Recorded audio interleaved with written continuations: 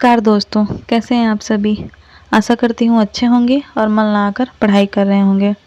हम आदिकाल के प्रश्नों को हल कर रहे थे, जिसमें से हमने 30 प्रश्नों को हल कर लिया था। अब आगे के प्रश्नों को हल करते हैं। पहला प्रश्न है, साहित्य का इतिहास जनता की चित्तवृत्ति का इतिहास है। यह कथन किसका है? ऑप्शन है डॉक्टर रामकुमार वर्मा, हजारी प्रसाद द्विवेदी, गणपति चंद्र गुप्त और आचार्य रामचंद्र शुक्ल। तो इसका सही आंसर जो होगा वो होगा आचार्य रामचंद्र शुक्ल। इनका एक कथन है हिंदी साहित्य के इतिहास में कि प्रत्येक युग का साहित्य वहाँ की जनता की चित्तवृत्तियों का संचित प्रतिबिंब है। ये चित्तवृत्तियाँ प्रत्येक युग में बदलती रहती हैं और बदलती हुई चित्तवृत्तियों के साथ साहित्य का सामंजस्य दिखाना ही इतिहास है। आगे बढ़ते हैं अगले प्रश्न की तरफ। अगला प्रश्न है, इतिहास के प्रति भारतीय दृष्टिकोण किस प्रकार का रहा है? ऑप्शन है आदर्शमूलक एवं अध्यात्मवादी, वस्तुपरक, तथ्यपरक या सत्यवादी। तो इसका जो सही आंसर होगा वो होगा आदर्शमूलक एवं अध्यात्मवादी। अगला प्रश्न, हिंदी साहित्य की भूमिका के लेखक कौन है? आपको बताना है हिंदी साहित्य की भूमिका के लेखक कौन है। ऑप्शन है डॉक्टर नगेंद्र, हजारी प्रसाद द्विवेदी, राहुल सांकृत्यायन और विश्वनाथ प्रसाद मिश्र। इसका सही आंसर होगा हजारी प्रसाद द्विवेदी। दोस्तों, हजारी प्रसाद द्विवेदी जी ने 3 इतिहास ग्रंथों की रचना की। पहला था हिंदी साहित्य की भूमिका, जो उन्होंने 1940 में लिखा था, और दूसरा था हिंदी साहित्य उद्भव और विकास, जिसका प्रकाशन वर्ष 1952 ईस्वी है, और तीसरा उन्होंने लिखा था हिंदी साहित्य का आदिकाल, जिसका प्रकाशन वर्ष 1953 ईस्वी है। बढ़ते हैं अगले प्रश्न की तरफ। अगला प्रश्न है, हिंदी साहित्य के इतिहास लेखन की परंपरा का सूत्रपात किसने किया? यानी किसने इतिहास लेखन, हिंदी साहित्य के इतिहास लेखन की शुरुआत की थी? ऑप्शन है रामचंद्र शुक्ल, जॉर्ज ग्रियर्सन, गारसा दत्तासी और शिव सिंह सेंगर। तो इसका राइट आंसर होगा गारसा दत्तासी। और रामचंद्र शुक्ल ने अपना हिंदी साहित्य का इतिहास लिखा है, जो सबसे ज़्यादा प्रसिद्ध है। आगे बढ़ते हैं। 5वां प्रश्न, आचार्य रामचंद्र शुक्ल के इतिहास ग्रंथ का नाम बताइए। ये तो बहुत ही आसान क्वेश्चन है, लेकिन आसान क्वेश्चन एग्जाम में जल्दबाजी में गलत हो जाते हैं। इसमें ऑप्शन है हिंदी साहित्य का इतिहास, हिंदी साहित्य का अतीत, रस मीमांसा और हिंदी साहित्य का वैज्ञानिक इतिहास। तो इसका सही आंसर आप सभी को पता है, आचार्य रामचंद्र शुक्ल का हिंदी साहित्य का इतिहास 1929 में प्रकाशित हुआ था, और ये पहले हिंदी शब्द सागर की भूमिका में हिंदी साहित्य का विकास नाम से 1928 में प्रकाशित हो चुका था। ऑप्शन घ की बात करते हैं, हिंदी साहित्य का वैज्ञानिक इतिहास, तो ये डॉक्टर गणपति चंद्र गुप्त का है। आगे बढ़ते हैं। पूछा गया इनमें से असत्य कथन कौन सा है? तो शुक्ल जी का इतिहास ग्रंथ सन 1929 में प्रकाशित हुआ था, ये सही है। गारसा दत्तासी हिंदी साहित्य इतिहास के प्रथम लेखक हैं, ये भी सही है। शिव सिंह सरोज में लगभग 1000 कवियों का विवरण है, ये भी सही है। हिंदी साहित्य का आदिकाल डॉक्टर नगेंद्र की रचना है, तो ये जो है ना, ये रॉन्ग स्टेटमेंट है, तो यही हमारा सही ऑप्शन होगा। हिंदी साहित्य का आदिकाल हजारी प्रसाद द्विवेदी की रचना है। आगे बढ़ते हैं। 8वां प्रश्न, हिंदी साहित्य के सर्वप्रथम इतिहास ग्रंथ का रचनाकाल क्या है? यानी सबसे पहले जो इतिहास ग्रंथ हिंदी साहित्य के लिए लिखा गया था, उसका रचनाकाल क्या है? तो ऑप्शन दिया गया 1883 ईस्वी, 1750 ईस्वी, 1839 ईस्वी और 1929 ईस्वी। तो आपको बताना है कि इसमें से कौन सा सही होगा। तो इसका सही होगा 1839 ईस्वी, ऑप्शन ग। आगे बढ़ते हैं। 9वां प्रश्न, हिंदी साहित्य का इतिहास सर्वप्रथम किस भाषा में लिखा गया है? ऑप्शन है अंग्रेजी, हिंदी, उर्दू, फ्रेंच। तो इसका सही ऑप्शन होगा फ्रेंच भाषा में लिखा गया है। दोस्तों, प्रश्न थोड़े से ज़्यादा हैं, तो इसलिए हम लोग इसको जल्दी जल्दी करेंगे। अगला प्रश्न देखते हैं। उस इतिहास ग्रंथ का नाम बताइए जिसमें लगभग 5000 कवियों का विवरण मिलता है। ऑप्शन में है शिव सिंह सरोज, मिश्र बंधु विनोद, हिंदी साहित्य का इतिहास और हिंदी साहित्य का अतीत। तो इसका राइट आंसर होगा मिश्र बंधु विनोद। इसमें जो है ना 4591 कवियों का विवरण मिलता है, जो लगभग 5000 कवि हुए। मिश्रबंधु विनोद 4 भाग में प्रकाशित हुआ था। प्रथम 3 भाग का प्रकाशन 1913 ईस्वी में ही हो गया था और चौथे भाग का प्रकाशन 1934 ईस्वी में हुआ था। और ये जो ग्रंथ है ये काशी नागरी पचाड़ी सभा द्वारा चलाए गए हस्तलिखित ग्रंथों की खोज अभियान के आधार पर लिखा गया था और यह अभियान जो है सन 1900 से 1921 तक चलाया गया था। बढ़ते हैं अगले प्रश्न की तरफ। प्रश्न नंबर 11, हिंदी वीर काव्य के रचयिता कौन है? ऑप्शन है रामनरेश त्रिपाठी, आचार्य चतुरसेन, टीकम सिंह तोमर और रामविलास शर्मा। तो इसका सही आंसर होगा टीकम सिंह तोमर। हिंदी वीर काव्य सन 1945 में इन्होंने लिखा था। प्रश्न नंबर 12, नागरी पचाड़ी सभा द्वारा प्रकाशित हिंदी साहित्य के बृहद इतिहास के कुल कितने खंड हैं? ऑप्शन है 12, 18, 15, 10। तो इसका जो राइट आंसर होगा वो होगा 18। सन 1953 में काशी नागरी पचाड़ी सभा ने हिंदी साहित्य के संपूर्ण इतिहास को 18 खंडों में प्रकाशित करने की योजना बनाई थी और अब तक इसके 16 खंड प्रकाशित हो चुके हैं, 16 खंड प्रकाशित हो चुके हैं। अगला प्रश्न देखते हैं। नागरी पचाड़ी सभा काशी द्वारा प्रकाशित हिंदी साहित्य के इतिहास के 6वें खंड में रीति काल के संपादक कौन हैं? ऑप्शन है आचार्य शुक्ल, हजारी प्रसाद द्विवेदी, डॉक्टर नागेंद्र, नामवर सिंह। तो इसका राइट आंसर होगा डॉक्टर नागेंद्र। इन्होंने रीतिकाल का संपादन किया था 1958 ईस्वी में। आगे बढ़ते हैं। कविता कौमुदी के रचनाकार कौन है? ऑप्शन है श्याम सुंदर दास, रसखान, सूर्यकांत शास्त्री और रामनरेश त्रिपाठी। इसका राइट आंसर होगा रामनरेश त्रिपाठी। यह जो है 15,000 से भी अधिक लोकगीतों का संग्रह है जो 1928 में प्रकाशित हुआ था। रामनरेश त्रिपाठी जो है अवध के गांव में घूम घूम कर जो स्थानीय गीत लोकगीत होते हैं उनका संकलन किया था। आगे बढ़ते हैं। हिंदी साहित्य का इतिहास दर्शन नामक ग्रंथ के लेखक कौन है? ऑप्शन है विजयेंद्र स्नातक, doctor Nalin विलोचन Sharma, doctor Namvar Singh, doctor विनय मोहन। इसका सही आंसर होगा डॉक्टर नलिन विलोचन शर्मा। ऑप्शन ख। यह ग्रंथ जो है हिंदी साहित्य के इतिहास दर्शन 1960 में प्रकाशित हुआ था। अगला प्रश्न देखते हैं। इनमें से कौन सी पुस्तक हजारी प्रसाद द्विवेदी की नहीं है? नहीं है पूछा गया है।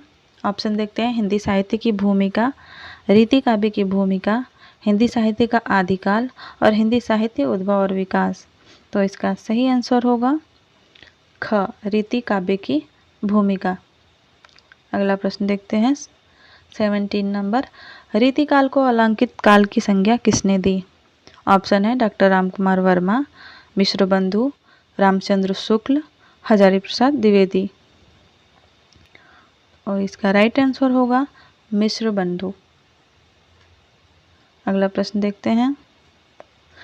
शुक्ल जी ने आदिकाल का क्या नामकरण किया है?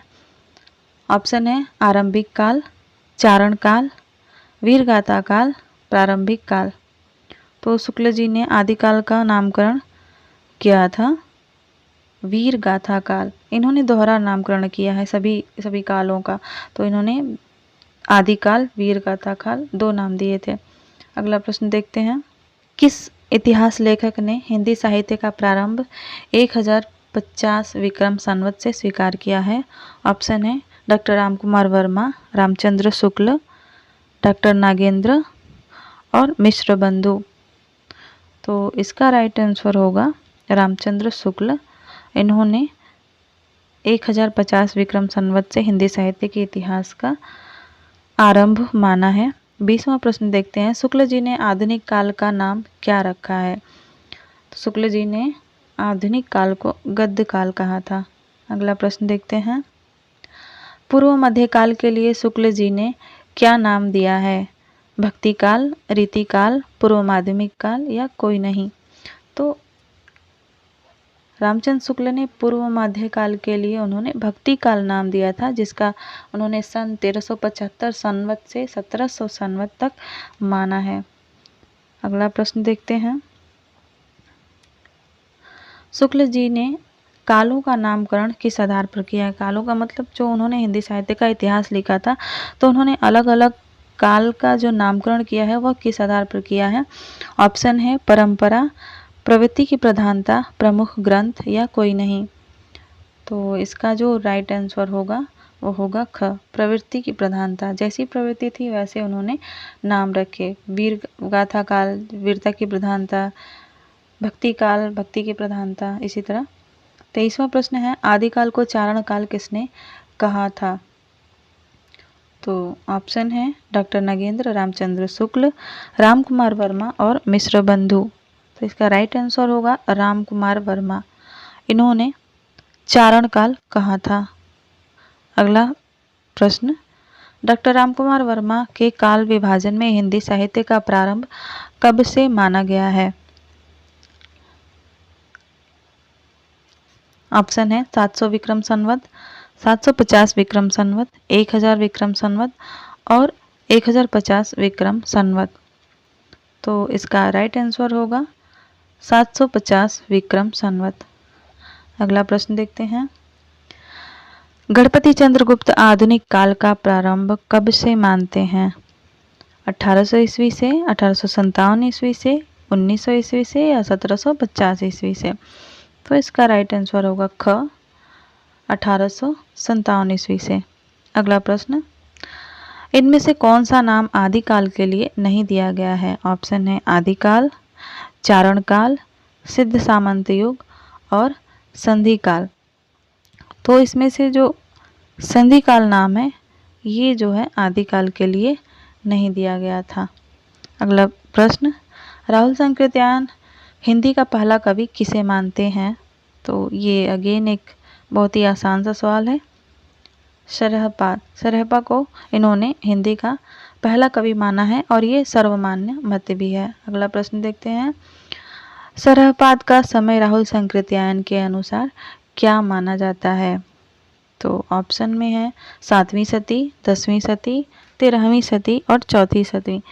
तो राहुल सांकृत्यायन ने इनका जो रचना काल है, समय जो है वो 769 ईस्वी माना है। ऑप्शन में 7वीं सदी आसपास है तो इसी को लगाएंगे। अगला प्रश्न, हिंदी का पहला ग्रंथ कौन सा है? तो सरहपा की कोई रचना उपलब्ध नहीं है, इसलिए देवसेन कृत श्रावकाचार को हिंदी की पहली रचना माना जाता है। अगला प्रश्न देखते हैं। श्रावकाचार के रचयिता कौन है? ये तो मैंने अभी पहले ही बता दिया था कि श्रावकाचार देवसेन की रचना है, तो ऑप्शन देवसेन सही होगा। अगला प्रश्न, श्रावकाचार की रचना कब हुई थी? ऑप्शन है 900 ईस्वी, 933 ईस्वी, 1000 ईस्वी और 1133 ईस्वी। तो इसका राइट आंसर होगा 933 ईस्वी। अगला प्रश्न देखते हैं। जगनिक द्वारा रचित वीर रस प्रधान ग्रंथ का क्या नाम है? तो जगनिक ने कौन से ग्रंथ की रचना की है जो वीर रस प्रधान है? ऑप्शन है विसलदेव रासो, खुमान रासो, परमाल रासो और पृथ्वीराज रासो। तो जगनिक ने जो है परमाल रासो की रचना की थी और इसका रचना काल 1230 ईस्वी है। अगला प्रश्न देखते हैं। आल्हखंड किस रचना का लोकप्रिय नाम है? ऑप्शन है परमाल रासो, पृथ्वीराज रासो, खुमान रासो और हमीर रासो। तो परमाल रासो को जो है ना आल्हखंड के नाम से भी जाना जाता है। अगला प्रश्न देखते हैं। पृथ्वीराज रासो के विषय में कौन सी धारणा अधिक उपयुक्त है? प्रामाणिक, अप्रामाणिक, अर्धप्रामाणिक और जाली ग्रंथ। तो पृथ्वीराज रासो के विषय में अधिक जो उपयुक्त धारणा है वो है अर्ध प्रामाणिक, यानी आधा अप्रामाणिक है आधा प्रामाणिक, इसलिए अर्ध प्रामाणिक। अगला प्रश्न, 35वां प्रश्न, बिसलदेव रासो का प्रधान रस क्या है? तो बिसलदेव रासो नरपति नाल ने लिखा है और इसका प्रधान रस जो है वो श्रृंगार रस है और इसका रचना काल जो है 1155 ईस्वी है रामचंद्र शुक्ल के अनुसार। अगला प्रश्न देखते हैं, इनमें से हिंदी का प्रथम महाकाव्य किसे माना जाता है? ऑप्शन है बिसलदेव रासो, खुमान रासो, परमाल रासो, पृथ्वीराज रासो। तो इसमें से हिंदी का प्रथम महाकाव्य जो है पृथ्वीराज रासो को माना जाता है और चंद्रबरदाई हिंदी के प्रथम महाकवि हैं। पृथ्वीराज रासो का रचना काल जो है 1193 ईस्वी है और इसका काव्य रूप जो है प्रबंधात्मक महाकाव्य है। कुल सर्ग इसमें 69 हैं जिन्हें समय कहा गया है, सर्ग नहीं, 69 समय हैं और इसकी शैली है पिंगल। अगला देखते हैं, पृथ्वीराज रासो के बृहद रूपांतर में कुल कितने सर्ग हैं? ऑप्शन है 30, 36, 46 और 69। तो पृथ्वीराज रासो के कुल 4 रूपांतर उपलब्ध हैं जो काशी नागरी प्रचारणी सभा से प्रकाशित हुए थे।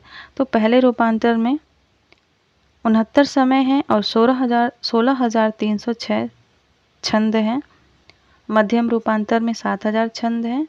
लघु रूपांतर में 3500 छंद हैं, 19 सर्ग हैं और सबसे लघुतम रूपांतर जो है वो 1300 छंदों का है। तो इसका जो सही आंसर होगा 69। अगला प्रश्न देखते हैं, रासो शब्द की व्युत्पत्ति के संबंध में सर्वाधिक उपयुक्त मत कौन सा है? कि रासो की उत्पत्ति रसायन से हुई या रासो की उत्पत्ति रास से हुई या रासो की व्युत्पत्ति रासक से हुई या इनमें से कोई नहीं। तो रासो शब्द की उत्पत्ति जो है रासक से हुई, ये सर्वमान्य मत है, इसलिए सर्वाधिक उपयुक्त भी है। अगला प्रश्न देखते हैं, आदिकाल में मनोरंजक साहित्य की रचना किसने की? तो ऑप्शन है चंद्रबरदाई, विद्यापति, अमीर खुसरो, गोरखनाथ। तो अमीर खुसरो जो हैं उन्होंने मनोरंजक साहित्य लिखा था। अगला, गोरखबानी के संपादक कौन हैं? ऑप्शन है माता प्रसाद गुप्त, वासुदेव शरण अग्रवाल, श्याम सुंदर दास और पीताम्बर दत्त बड़थवाल। तो इसका सही आंसर होगा पीताम्बर दत्त बड़थवाल। इन्होंने गोरखबानी का संपादन किया था। गोरखनाथ की 13 रचनाओं का संपादन किया था 1942 ईस्वी में गोरखबानी नाम से। अगला प्रश्न देखते हैं, इनमें से सही कथन कौन सा है? अधिकांश रासो काव्य प्रामाणिक हैं, अधिकांश रासो काव्य अप्रामाणिक हैं, बिसलदेव रासो वीर रस प्रधान ग्रंथ है और पृथ्वीराज रासो में वीर रस की प्रधानता है। माफ करिएगा, यहाँ पे असत्य कौन सा कथन जो है इसमें से असत्य है? तो इसमें से ऑप्शन ग सही होगा। बिसलदेव रासो वीर रस प्रधान ग्रंथ है, ये वीर रस प्रधान ग्रंथ नहीं है, ये श्रृंगार रस प्रधान ग्रंथ है। अगला देखते हैं, सिद्धों की संख्या कितनी बताई गई है? ऑप्शन है 38, 47, 84 और 64। तो सिद्धों की संख्या जो है वो है 84, 9 नाथ हुए हैं, 84 सिद्ध हुए हैं। आलवार जो हैं, आलवार भक्त 12 हैं और नैनार भक्त 64 हैं। आप इसको नोट कर लीजिएगा। अगला प्रश्न देखते हैं, सिद्धों का उचित समय क्या माना गया है? जो सिद्ध हुए हैं उनका समय जो है वो क्या माना गया है? तो वो है 7वीं और 8वीं सदी। अगला प्रश्न देखते हैं, नारी निंदा किस संप्रदाय में मिलती है? ऑप्शन है नाथ पंथ, जैन संप्रदाय, सिद्ध संप्रदाय या किसी में नहीं। तो जो नाथ हुए हैं वो जो है नारी निंदा करते थे, नारियों की निंदा करते थे। तो ऑप्शन ए इसका राइट आंसर होगा। 45 इनमें से नाथ संप्रदाय में क्या नहीं है? ऑप्शन है गुरु महिमा, नारी निंदा, इंद्रिय निग्रह या गृहस्थों का आदर। तो नाथ संप्रदाय में जो है गृहस्थों का आदर बिल्कुल नहीं होता था, गृहस्थों का अनादर होता था। तो ये राइट आंसर होगा। अगला प्रश्न है, वर्ण रत्नाकर के रचयिता कौन है? जगन्नाथ दास रत्नाकर, विद्यापति, ज्योतिरीश्वर ठाकुर या स्वयंभू। तो इसका राइट आंसर होगा ज्योतिरीश्वर ठाकुर। वर्ण रत्नाकर का रचना काल जो है वो 14वीं शताब्दी है और इसका प्रकार जो है शब्दकोश रचना है। भाषा इसकी मैथिली है और इसे मैथिली का विश्वकोश भी कहा जाता है। इसमें 8 अध्याय हैं जिन्हें कल्लोल कहा गया है। बढ़ते हैं अगले प्रश्न की तरफ। अपभ्रंश एवं राजस्थानी भाषा की योग से बनी भाषा को क्या कहते हैं? तो ऑप्शन है डिंगल, पिंगल, अवहट्ट या देश भाषा। तो अपभ्रंश प्लस राजस्थानी होता है डिंगल।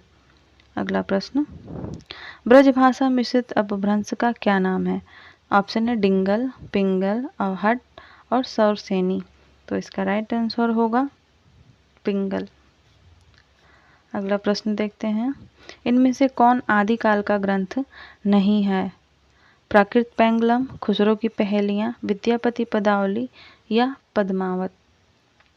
तो इसका राइट आंसर होगा पद्मावत। ये भक्ति काल की सूफी काव्य धारा के अंतर्गत आती है। अगला प्रश्न देखते हैं, विद्यापति पदावली की रचना किस भाषा में हुई है? तो ये हुई है मैथिली भाषा में। इसी के कारण विद्यापति मैथिल कोकिल कहलाए थे। तो ये रहा आज का प्रश्न पत्र। वीडियो कैसा लगा कमेंट में ज़रूर बताइएगा। अच्छा लगा तो लाइक करिएगा और चैनल को सब्सक्राइब अवश्य करिए। धन्यवाद। जय हिंद, जय भारत।